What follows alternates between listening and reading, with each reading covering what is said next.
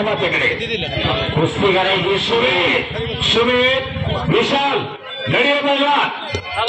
कितना time लढोगे Sumit attack पाहिजे आक्रमकता पाहिजे दिलीप वरे बाळासाहेब वरे आणि निकाल हो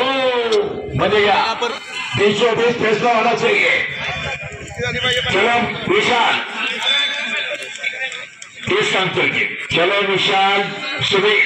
कुस्ती करा माती टाकण्याजवळ घालून अटॅक पाहिजे काहीतरी करा आक्रमकता जिगर आणि जिनारी हिम्मत मर्दाचा मदत तुला अनेक डाव आहेत पण लक्षच पाहिजे त्या डावावरती गदेवरची गोष्टी आहे गदा कोणाच्या तरी खांद्यावरती हनुमानाची गदा भीमाची गदा कोणाच्या तरी खांद्यावरती गेली पाहिजे 7 गदा ठेवल्या रेकॉर्डच केलं देवल्या पैलवानकीचा सन्मान एकूण 7 गदा व्हायला पाहिजे होते आतापर्यंत म्हणून गदेचा मान करी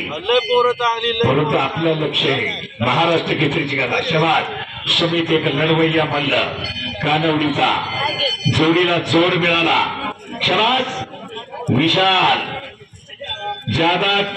अरे वाह शबाद पट काढण्याचा जो का प्रयत्न सुमितचा पीछे नहीं हटने का अरे बाप रे बाप कुछ भी हो सकता है वाघाचं काळी ज्याच्यात हिंमत त्यालाच किंमत म्हणून शेर हिंमतच पाहिजे हे कोणाचंही काम नसतं सातत्यानं केला जाणारा सराव सातत्यानं केलं जाणार कष्ट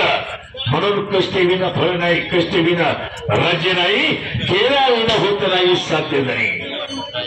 निर्णय तुम्ही घ्यायचा वा हो जोडीला जोड तुफान कुस्ती कसा पडलापेक्षा कसा लढला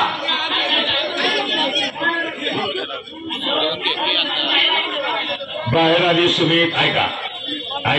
सुमित आपल्या विसगाव खोरे कानवडीचा पैलवान विसगाव खोऱ्याला किती महत्व आहे मर्द मावळ्यांचं खोरं एकमेका सह्य करू अवघे करू सुपंत विजलत पाहिजे मला आणि वर्षभर ऊर्जा यात्रा का साजऱ्या करायच्या आपला रक्षण करता वर्षातनं यात्रा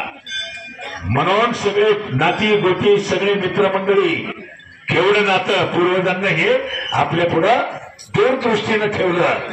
देवाची यात्रा वर्षातनं एकदा करा सगळे मिळून करा सगळे एकजूट व्हा लेकी बाळींना बोलवा नाती अधिक वृद्धिगत करा माणुसकीचं सुंदर जग निर्माण करा प्रेमाचं जिव्हाळ्याचं आपुलकीचं म्हणून सोच कर सोचो साथ क्या जाएगा खाली हाथ आया खाली हाथ जाना पड़ेगा मला यूरोपी कीर्ती रूपी बोलावे कीर्तीचा सुगंध दरवळत राहावा यासाठी म्हणून यात्रा कमिटी कोर कमिटी अतिशय 5 मिनिटं का कमिटी ठरवा अरुण नाना दिलीप नाना किती द्यायचं काय शेवटची 5 मिनिटं घड्याळावा बाबा घड्याळावा बाबानी त्याला हिंदीतूनच सांगावं सांगितलं ना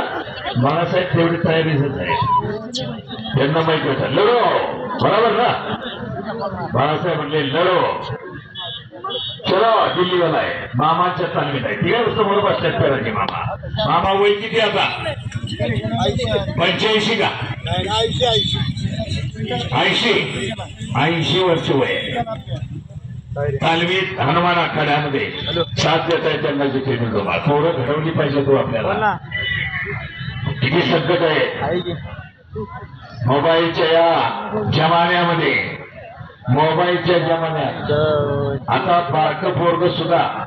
मोबाईल लावल्याशिवाय दूध पेत नाही बाबा हा मामांनी बाकीची पोरं घडवली स्वतःचा एरबी नाटून आणलाय आता पोरांना ट्रेनिंग देतात स्वतःचा एरबी नाही आणला अशी बरेच उदाहरणं आहेत महाराष्ट्रात भले भले हिंद केसरी झाले महाराष्ट्र केसरी झाले पण परिवर्तन होत असतं सगळ्याच पिढींना ते वांशिकता चालू राहतं पुढं पैलवानाचा पोरगा पैलवान महाराष्ट्रात अशी 2च घडली प्रकरण कालच परवा सांगितलं राजमामा चौगुले महाराष्ट्र केसरी झाले त्यांचा पोरगा विनोद चौगुले पहिला पाय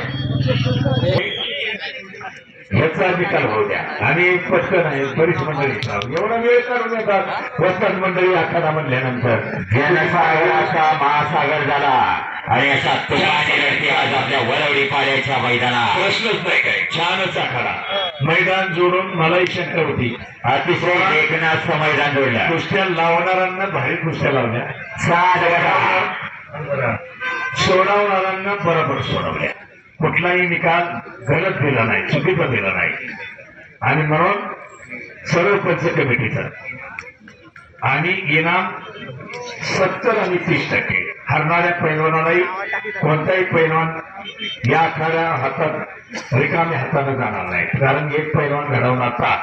जवळजवळ मोठ्या जोडीला 40 ते 50 हजार खर्च आहे.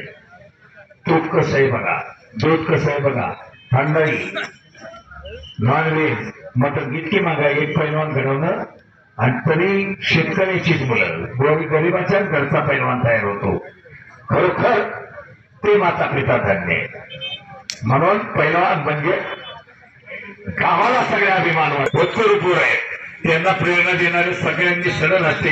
बक्षीस देऊन कौतुक केलं. हेच पुढच्या पिढी पुढं म्हणजे दिशा देण्याचं काम आपल्याला सर्वांनी मिळून करायचंय. म्हणून साथी हात बडाना एक अकेला थक जाएगा मिलकर भोजे उठाना.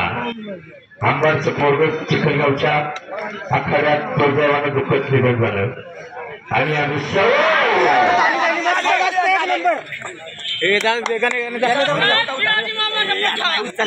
दोन नंबरची कुस्ती आता पंकज पवार